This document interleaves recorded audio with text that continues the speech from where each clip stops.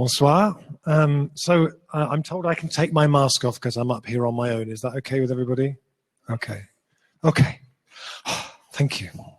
So I've been traveling around the last few days giving talks in different places here in France, and it's the first time I've had to give talks during the COVID age to a room full of people with masks, which is a slightly bewildering experience. So I wondered if I might just teach you a little piece of technology that we use in the transition movement, which I would find really helpful, which is that if I say something that you like or that resonates with you or you think that's a good idea, just do that with your hands.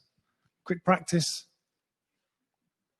Very nice. Thank you very much. It's nice to see that as we go along. So I'm Rob Hopkins, and I'm going to talk today about imagination, which I feel like is a really important part of these conversations and the role of urban agriculture in that conversation. So I want to just start with a quick bit of what the Extinction Rebellion movement would call tell the truth in terms of where we are right now in our history. We are deep into a climate and ecological emergency. We lose 200 species every day, and 1 million of the creatures, 1 million species are at risk from extinction. Extinction and loss make that sound like a rather benign process, whereas actually extermination because of our lifestyles would be more appropriate. In terms of the climate emergency, we've already gone up 1.1 degree on pre-industrial levels, and we're seeing things happen that are way ahead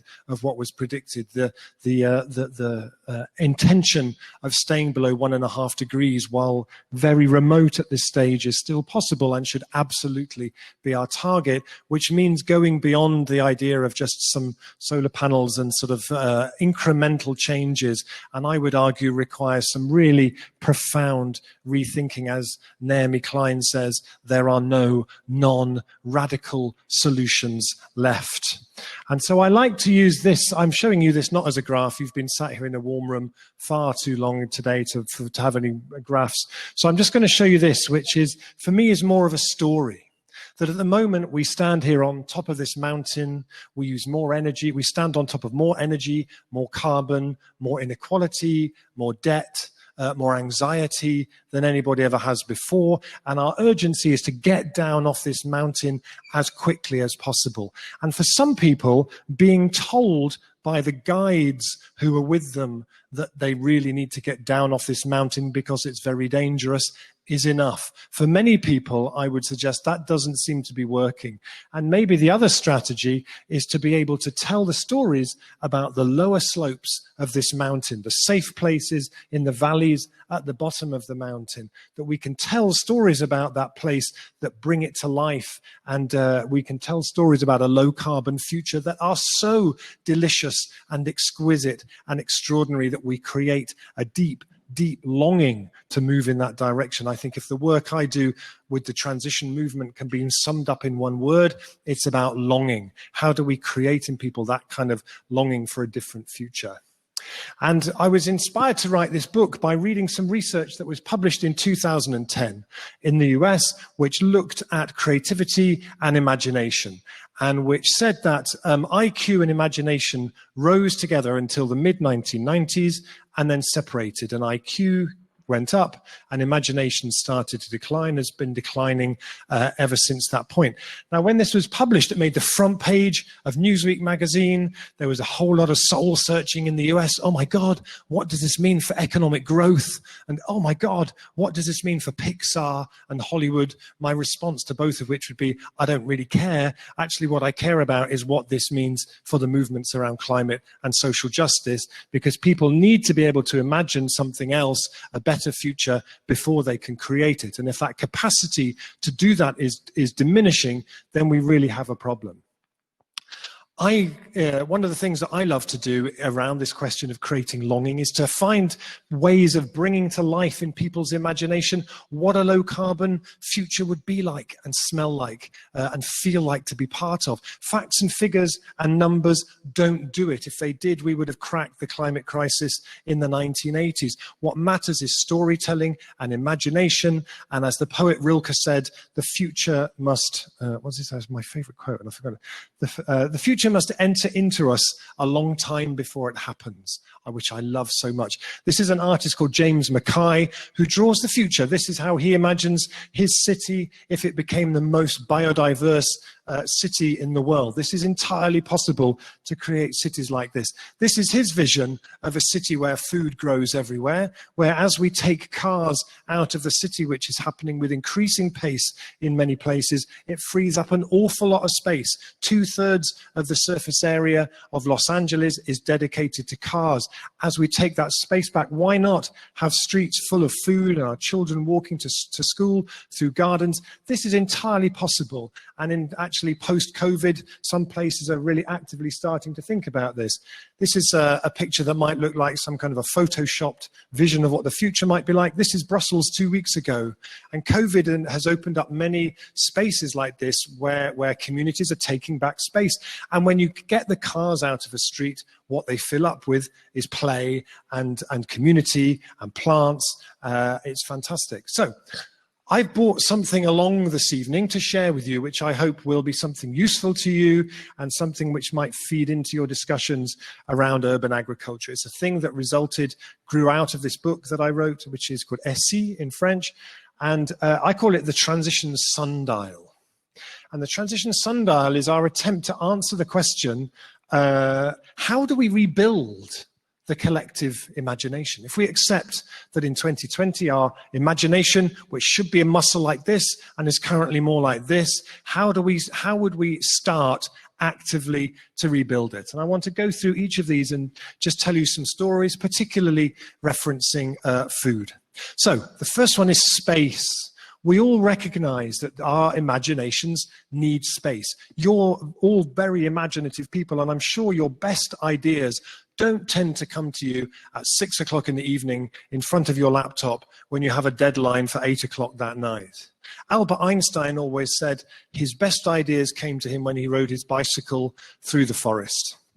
Imagination needs space, and that space is becoming rarer and rarer in our lives. It's filled with Facebook and Netflix and stress and busyness and deadlines, and that really precious imagining space is disappearing. So many groups like Transition and Extinction Rebellion are really good at designing space into how they work. In the meetings, it's not just about getting things done. There's space for reflection. How are you doing? How are we doing? And making that space is really important. This is in my town, in Totnes, making space at the community level to have the conversations that matter. The what-if conversations about the future are also really important. This is a big community conversation that we had just before the lockdown. So brilliant to get people together.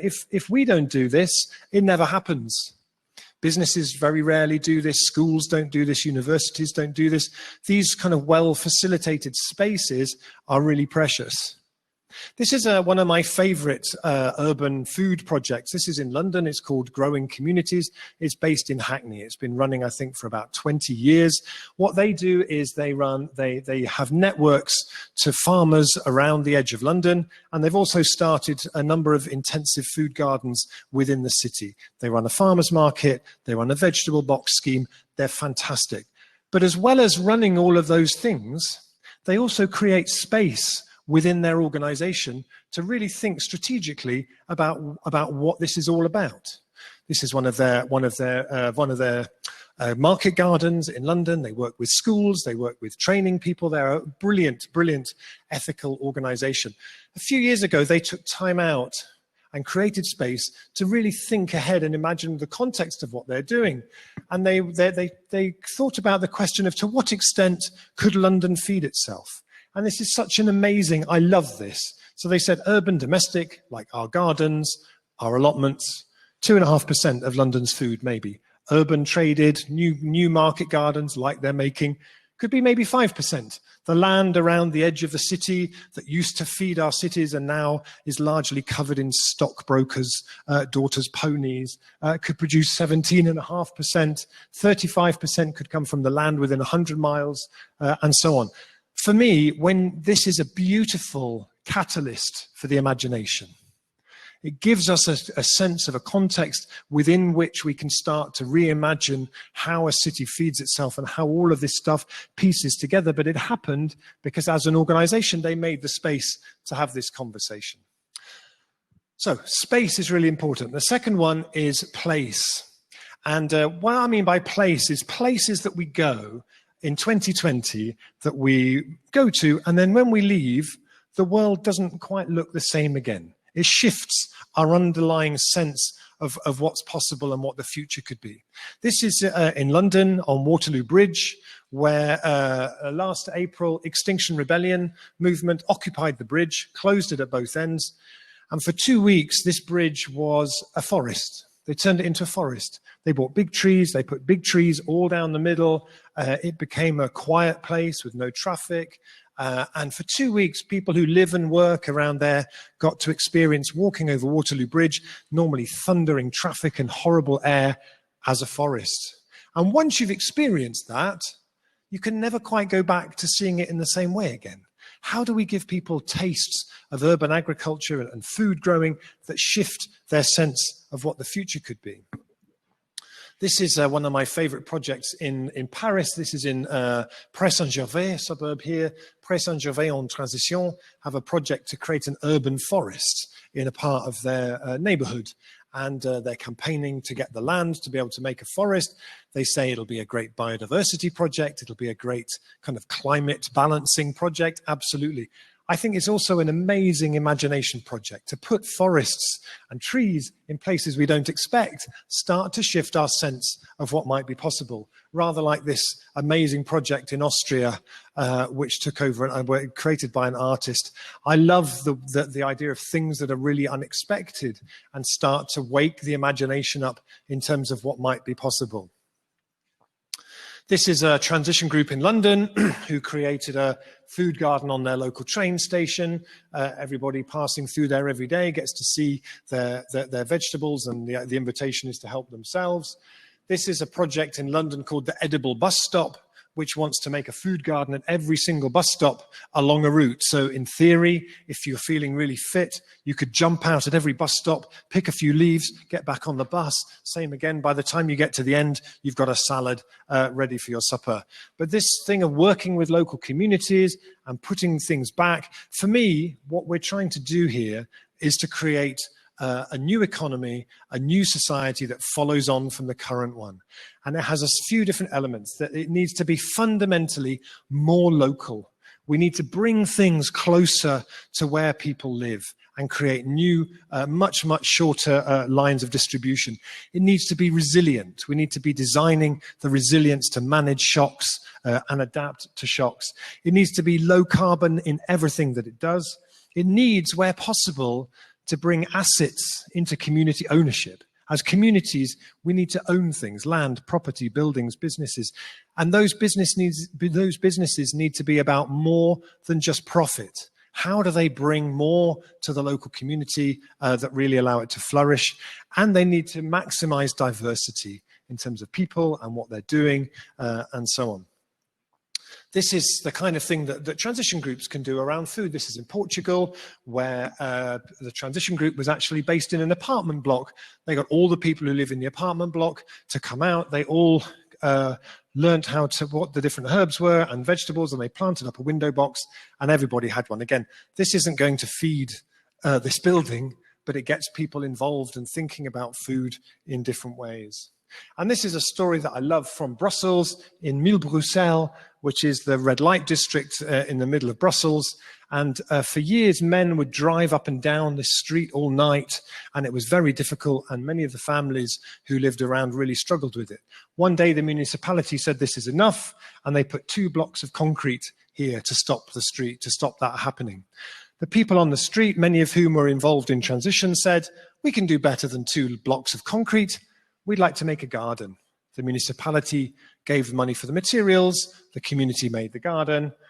This little garden is not going to feed this street or one person on this street. But what it did was it created an incredible opportunity for people on this street to come together, to have something to focus on. Children started playing in the street again. That never happened before.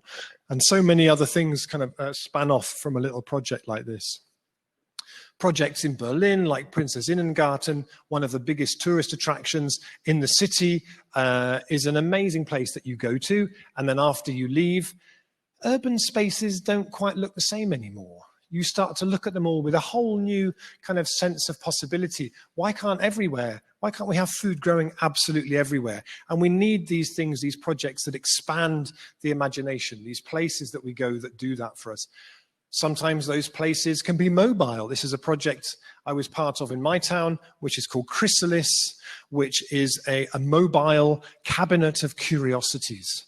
It can turn into a cinema, it can turn into an office, it collects things from the communities it visits and builds up a collection of curious things. But it's a space that starts to, again, get people thinking a bit differently. And one of my favorite of these, and should that be there? No, yes, okay, well, I'll tell you this story then. Okay. So this is one of my favorite projects that we see as an example of transition around food. This is in Liège.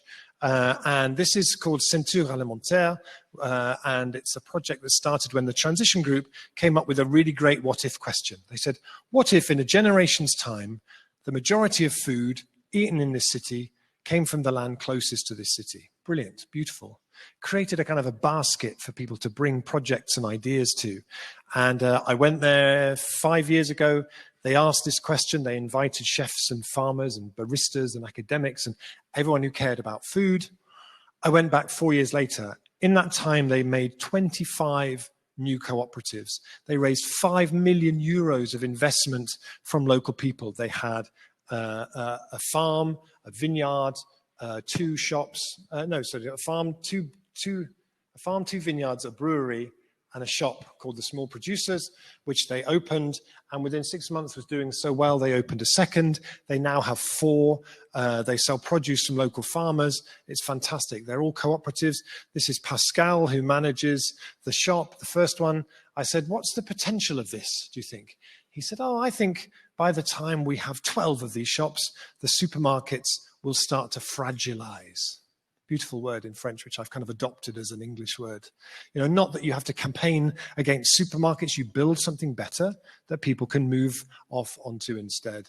They created a project called Créafarm with the city government, which is a project where the city government who say, this is now the story of our city. Our role is not to take this over. Our role is to remove the blockages to this happening.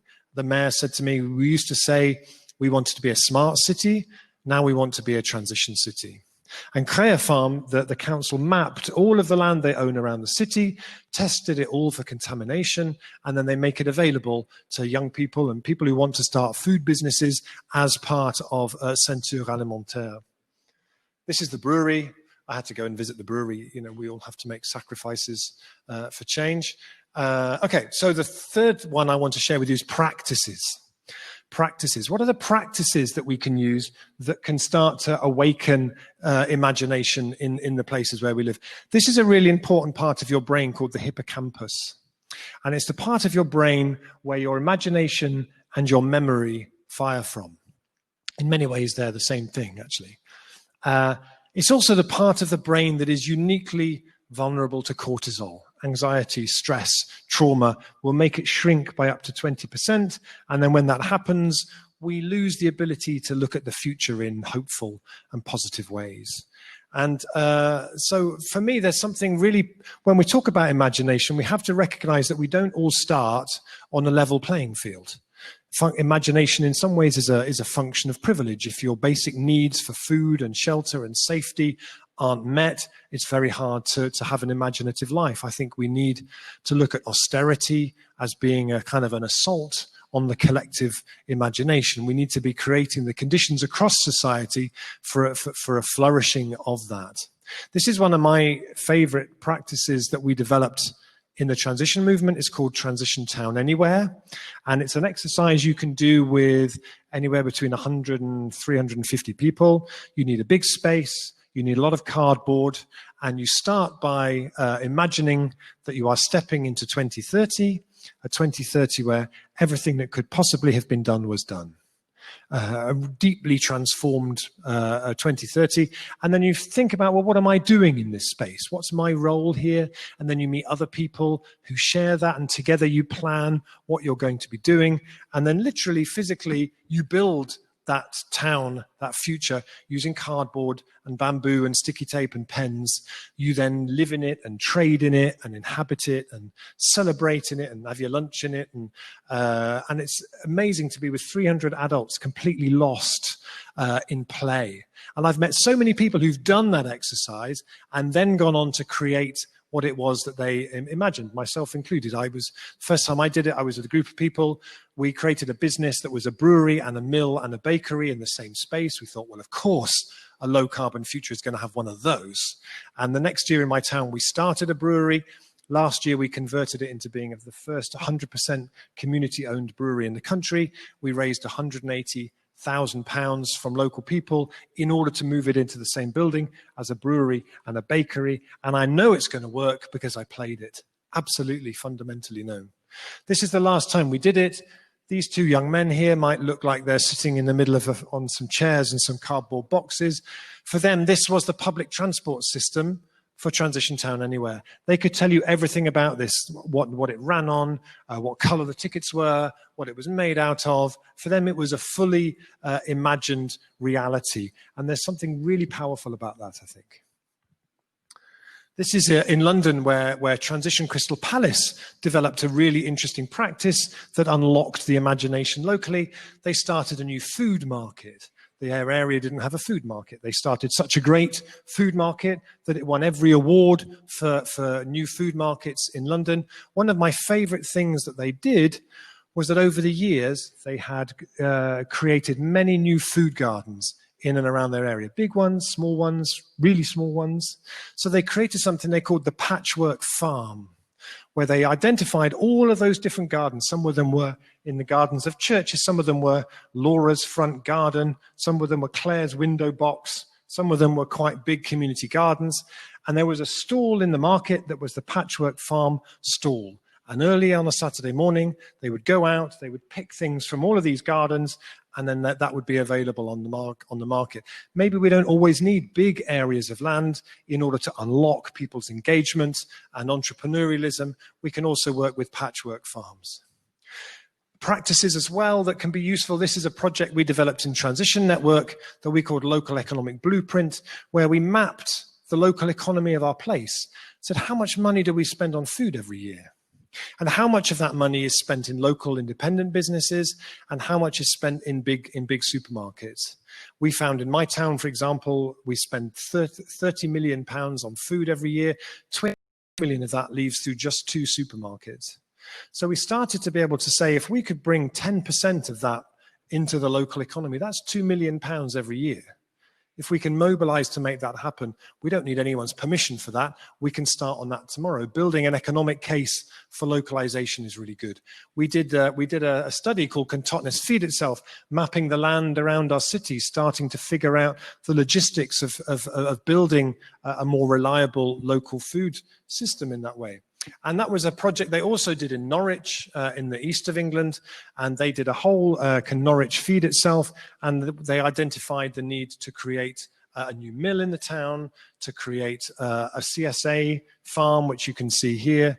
And one of the things that they did that I loved was they did a whole piece of work around how do we if we're going to grow organically, how do we bring pulses and nitrogen fixing plants into that rotation? And they discovered that all around them, farmers grow beans. They assumed it was just a green manure that would be plowed back into the ground. When they did some research, they found that all of these beans that were being grown by farmers were actually exported to Egypt, where they were highly prized to make a very particular kind of a falafel that was eaten to break the fast of Ramadan. Grown in the fields around Norwich, who knew? So they then did a whole lot of research about well, what are the grains and the nuts and the things that we could be growing here? And they started a company called Hodmedods. Hodmedods now grow British quinoa. They found varieties of quinoa that will crop reliably in the UK. They produce all kinds of beans. They now make like tinned baked beans made with beans grown in the fields in the UK. They're an amazing business. They won the BBC Good Food Award last year. But that grew out of that community process of looking at to what extent that city could feed itself. So the last one I want to offer you is pacts. So we've had space and how important it is to create space in our own lives, in our groups and in our society. The second one was places, how important it is to create these places that we go to and things never look quite the same afterwards. We had practices, things we can do, and there are many more of them that can start to invite and awaken the imagination around local food. The fourth one is pacts, which seems like a slightly strange word to use in relation to imagination. But I'm just going to not tell you that story, but I'm going to tell you this story. This is Gabriela Gomez Montt. She works for the mayor of Mexico City. And in the administration of Mexico City's government, she was asked by the mayor to create a body that was conceived of as being a ministry of imagination, which sounds like something from a Harry Potter book. But in Mexico City, they have a ministry of imagination. When I interviewed her, she gave me a quote that I put in the book, and at least 3 people have since sent me t-shirt designs with it printed on the t-shirt. She said, imagination is not a luxury. When we are planning for the future of the city, we have to design for its imaginative life, its capacity, its freedom to be imaginative. And we have to meet that imagination in the middle. We have to work with it. And then in Bologna, one of the stories that I heard just before the book was published, and I had to flurry around to try and find more about it, was in Bologna, in Italy. And so in 2011, somebody went to see the mayor of Mexico City and said, I've got a bench on my street. I want to paint it a different color.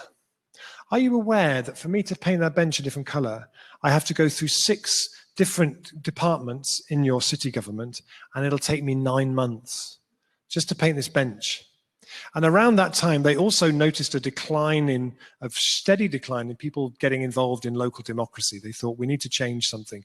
One of the things they did was they created something that was conceived of and called the Civic Imagination Office, not a civic participation office or a civic engagement office, a civic imagination office. It has 6 laboratories around the city, and it runs big open space visioning future exercises like this. The brilliant bit is that when the community come up with some great ideas, the municipality will say, that's a good idea. Okay, we can offer this, this, this, and this to make it happen. You can offer that and that. Good. Okay, let's make a pact. And in the last 5 years in Bologna, they've made 500 pacts, from small little things like a garden to big things like we're going to take this empty office block and turn it into a school to train young people as classical musicians. What they do is they meet the imagination in the middle. At the moment, so many people's experience is your imagination is invited, you go to consultation, you write your great ideas, and then they all get ignored and it just happens as it was going to. We need to meet the imagination in the middle if we want it to flourish. It needs to be coaxed back into the world. So one example of that was, this is in Grand Sainte in Dunkirk, which is really amazing. There was a mayor there for a while called Damien Carême. I think he's now in the European Parliament. He was a really extraordinary mayor in that he said, we absolutely need to act with huge urgency in terms of climate change, but we have to start by being in service to the poorest people in this place. So all the public transport is free. All the social housing is passive house quality building. And one of the things I love was that in the consultation, a lot of people who were living in some of the poorest housing there said, we want space to grow food. We want room where we can grow food to feed our families. So now the poorest housing in the center of Grand Sainte are all surrounded by these beautiful gardens, and people now have access and the right to space to grow their own food. And in Montsartou, which is a town near to Nice, about half an hour from Nice, we went there last year or the year before. And the French government said that all schools needed to serve about 20% organic food. In Montsartou, they said, Well, if 20% is better than 0%, why do we stop at 20%? So Montsartou, all the food is 100% organic. 70% of it is grown in this market garden, which was going to be built for housing. The municipality bought the land, compulsory purchase, and on that land, they created this fantastic market garden, buzzing with biodiversity and wildlife, the biggest chard I have ever seen in my life. And a project like this, for me, is a win-win-win-win project. It's good for biodiversity, for the local economy, for the imagination of what's possible, for mental health, public health, a whole range of different things. And it's, I loved the way in which the community had sort of come towards them and said, we need this, and they had met them in the middle and made it happen. And one of the things that they noticed was, through the research they did, was that the extent to which families at the schools, so the schools now, the kids were involved in cooking the food, in processing the food. The food was then was much, much better than it had been before.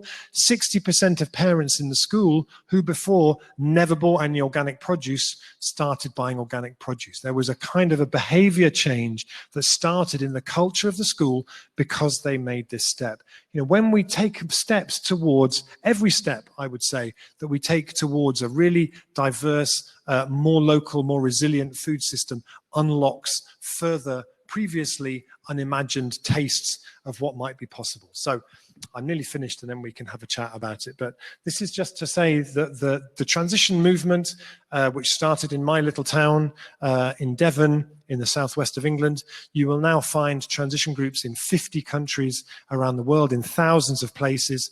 25 countries have what we call a national hub, have a national organization. There are many in France, about 180, 200 transition groups all across France, working in their neighborhood scale to make stuff happen.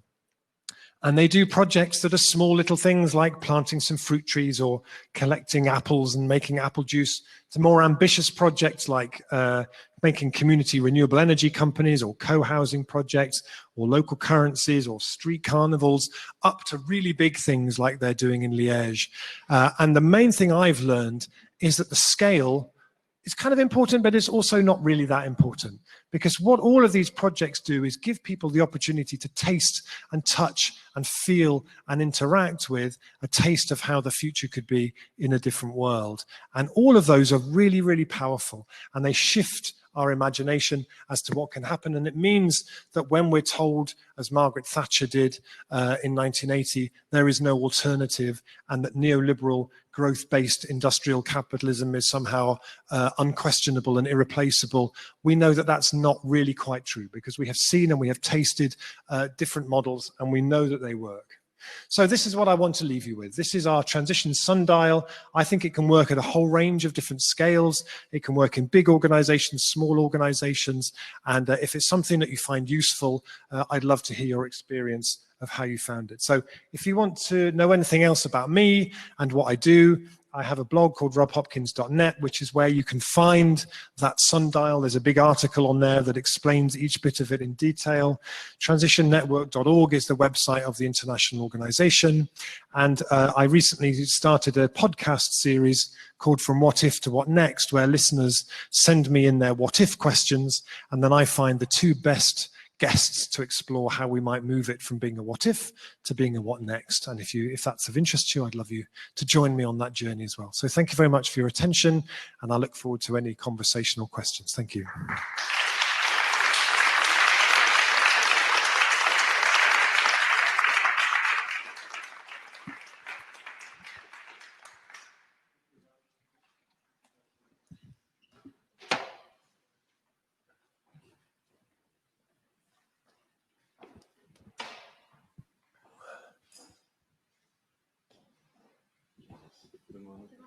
Ok, merci Rob.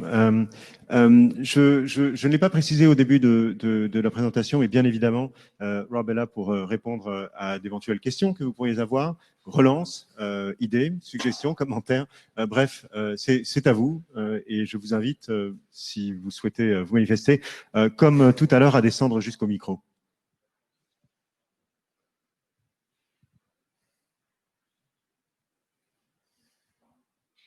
Allons-y.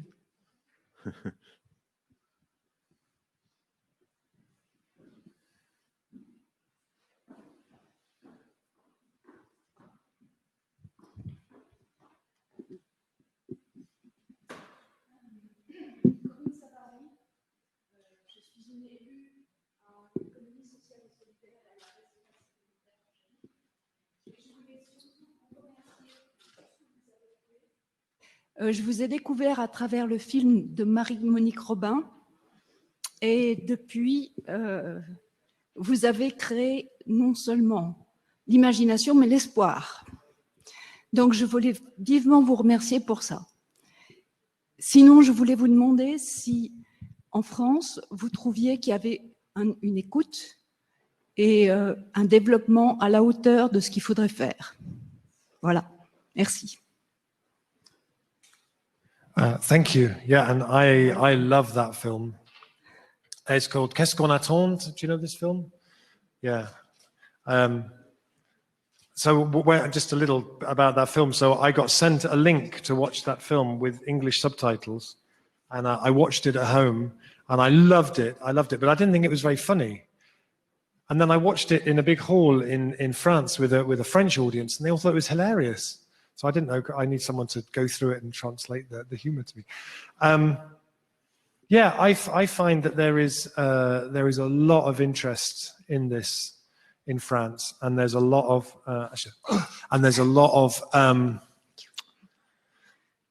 there are many transition groups, and you know there's lots of people come to events and to talks, and I get a lot of inspiration and energy from coming here, and I get to meet with a lot of elected officials and a lot of mayors and a lot of people who are really enthusiastic about this approach, and I took a lot of heart from the municipal elections a few months ago, and the kind of the rise of the kind of ecological municipalist parties. And I think something really interesting is happening here. There was a great, just before the lockdown, the Le Monde, I think it was, published a survey that was done across the country, and I gave people 3 scenarios.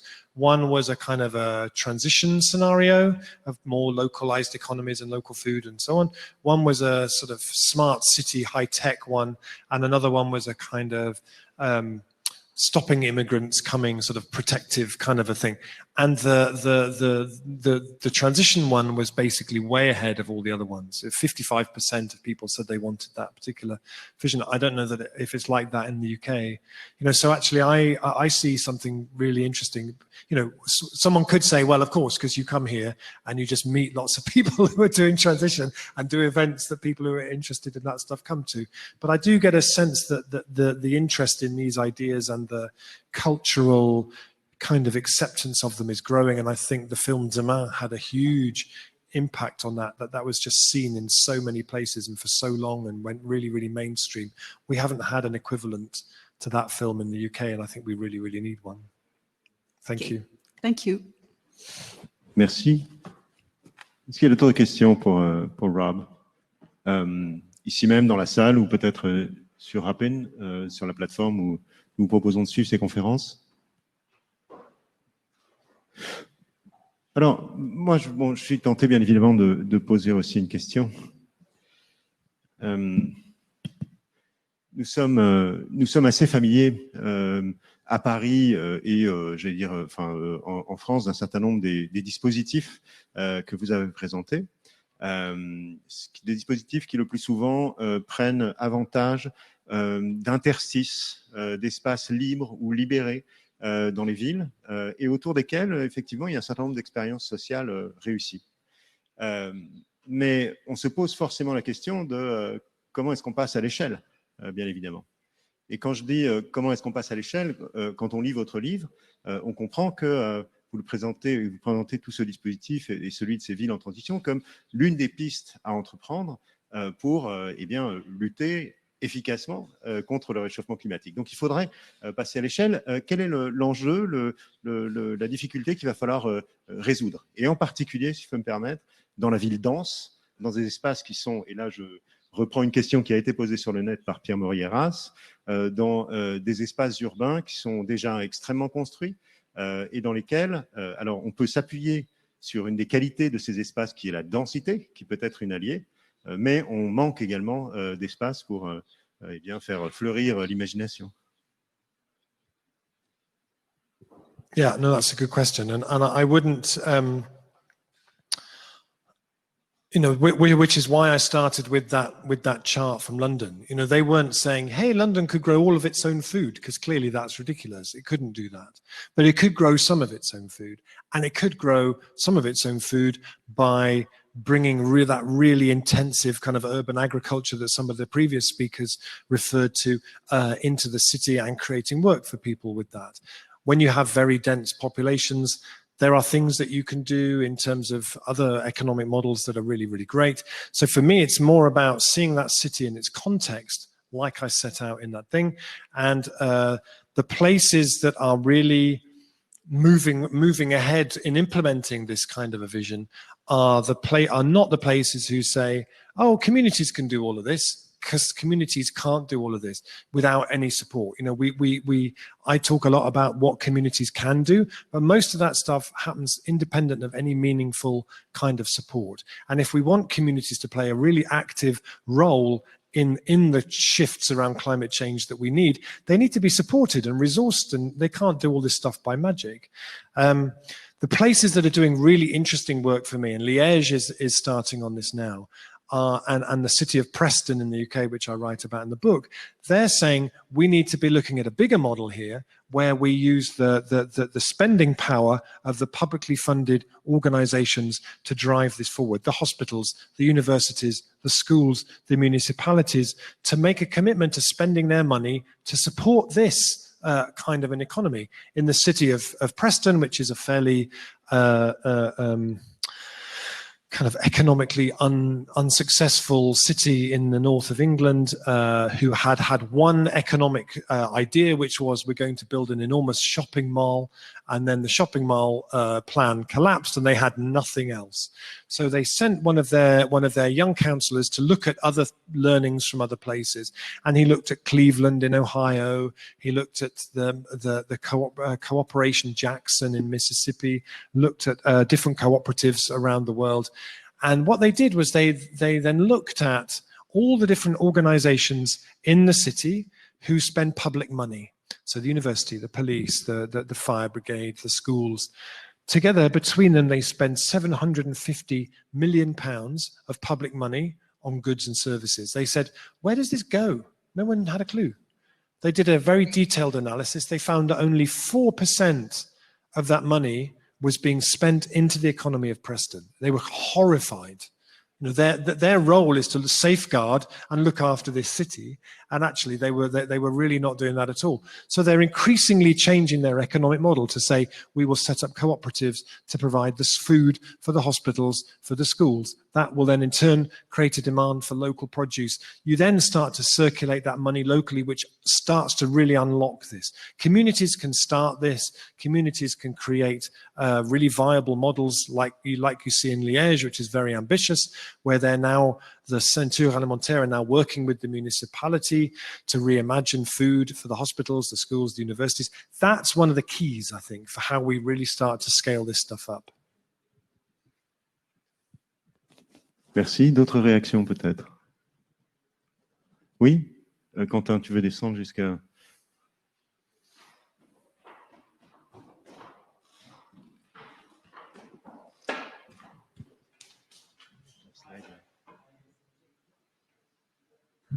Hi, and thank you very much for this very inspiring talk. And I do also believe that we want to believe in a transition scenario, but before believing, we need to be able to imagine it. And if we try to jump onto the believing step, we just can't.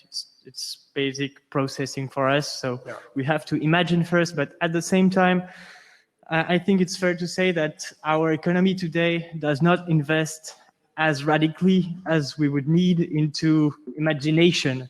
I mean, we only put a small bit of imagination in innovative projects, for example, that are being invested in or scaled much. So And at the same time, people maybe don't all have the luxury or comfort to be able to think, imagine, and then invent and develop their own business about it. So how do we change that? And what are your thoughts about maybe this main obstacle we have? Thank you. I feel like as a culture, we focus a lot more on innovation than on imagination. And I think they're quite different things. And the way I like to explain that is by talking about pizza. In that with pizza, so innovation is something you do when your basic fundamental model works okay, and you want to improve and embellish and change it. So we can innovate with pizza because pizza works really great, and we all understand pizza, so we can innovate with different toppings, different flours, different kinds of cheese. We don't need to reimagine pizza. That would be ridiculous. Pizza's great. Everybody loves pizza. You don't need to reimagine pizza. And our current neoliberal growth-based economy is not like pizza. So I'm going to have that printed on t-shirts because it's fundamentally broken. It's fundamentally a suicide pact. It is pushing us off the cliff of no return at great, great speed. And when that is the problem, the quality that you need to be cultivating is imagination. Imagination, as John Dewey, the educationalist, said, is the ability to see things as if they could be otherwise. And that's a different thing from innovation. And that starts with education. We see in research that actually young people between 0 and 5 are pretty much still as imaginative as they've always been. There's not been a decline in imagination between those ages. Something happens around the age of 5 or 6 where the imagination starts to really decline. And I think that thing is probably called school. And actually, we have a system that creates very little space for the imagination. We've almost driven play out of our culture. We see very few children out playing in that really free, creative way anymore. Their lives are often filled with screens instead, which don't offer that much space for imagination. So we are creating in many ways this perfect storm, I think, of conditions that are causing our imagination to shrink and contract at the very worst time possible. So bringing about a kind of a renaissance of the imagination means we need to rethink how education works. I feel like COVID provided a really interesting opportunity there, which we missed, which was we have all these kids, they need to go to school, but actually squeezing them all back into little classrooms is maybe not the smartest idea. At the same time, we have all of our theatres are empty, they're all closed. All of our big public buildings are all empty, they're all closed. Our cities, let's use this city as a classroom. Let's get the kids out into the classroom, out into the parks, the open spaces, take school outdoors, embed them in the city, embed them in looking at it as a really different way, teach them under trees, teach them in different places, would have been amazing. But we know, because we always have to go back to business as usual and doing things how we always did them. This is really a time, I think, where we need to be taking big, bold steps rather than incremental ones. And that's how we unlock imagination rather than innovation, I think. And thank you for your question. Thank you. Maybe we can take a last question. On peut prendre une dernière question, peut-être? Oui? Venez jusqu'au micro. Ce sera l'avant-dernière question. Hello, you again. Hello. Thank you very much. Always inspiring. Here in France, in the Association of Urban Agriculture, we saw a lot of resilience of urban agriculture projects. For example, vegetable gardens in social housing, where people who used to go to the vegetable garden knew each other and knew who was to help, who was alone in his apartment, and they could go one by one, grab some vegetables. We saw a lot of adaptation capacities from the agricultures. We saw a raise in consciousness from the citizens toward the projects because they discovered that there were somebody growing vegetables just, at the corner. So it was kind of a good thing for us. Nothing new in the sense that we were there, but we just had a spotlight on our... You mean COVID? You mean during COVID? Yeah, during the quarantine. So I was asking you in short terms, how was it for your members, transition members? I can imagine that it accelerated some transition movements and consciousness and everything. So can you tell us Yeah. What's changed? I think COVID has been really fascinating. I mean, obviously, it's been horrendous and awful, and none of the benefits that we've seen from it are, would this be the way that we would want to have got to those places? But it was really refreshing to see governments sitting down with scientists, saying this is emergency, listening to the best science from those scientists, recognizing that this is an emergency and that they needed to act as if this was an emergency, and saying money is not an option, is not a limit because it's an emergency. We'll find the money to make this happen, and ability to change laws and to take really bold steps. That's what we've seen during COVID. But in relation to the climate emergency, that's still kind of unthinkable, which is a much, much bigger emergency and a much more urgent emergency. But somehow that's too political to just be a scientific question. Well, it's really not. I think what we've seen in transition groups is a mixture of things. There are some upsides and some downsides. A lot of what we do in transition is about getting people physically into a space and having conversations and working together like I showed you in the pictures. That will obviously we can't do anymore. Zoom is not that great a substitute at a community level for bringing people together. It has given groups the opportunity to stop and pause and think again and plan longer term projects, and there's some great work going on around that. Also, what we saw was a lot of groups who used it as the opportunity, groups who found that the networks and things they had been building for ages suddenly became incredibly valuable. So, for example, we have a project in my town called Food and Community, who go out to a big organic farm business on the edge of the town, and they sort through what's called the grade out. So the vegetables that aren't quite perfect enough to go into the vegetable boxes, but are still fine. And they sort through that and they make vegetable boxes, which they then deliver to organizations and families in food need all across the town. That suddenly became absolutely vital to the town. Networks that we had spent years building in neighborhood scale. We had a project called Transition Streets where people organized on their streets with their neighbors. Those networks on those streets were the networks by which people then mobilized to support each other during COVID. So that kind of resilience weaving that we had been doing became absolutely vital. Yeah, so, and I think, like I said, a lot of transition projects have really used the time to plan big, exciting things that are going to be coming, that'll be coming after, if there's hopefully the after of what happens then. Thank you, Rob. Je pense qu'on peut remercier, applaudir Rob Hopkins. Thank you. Je reviens à la slide d'avant.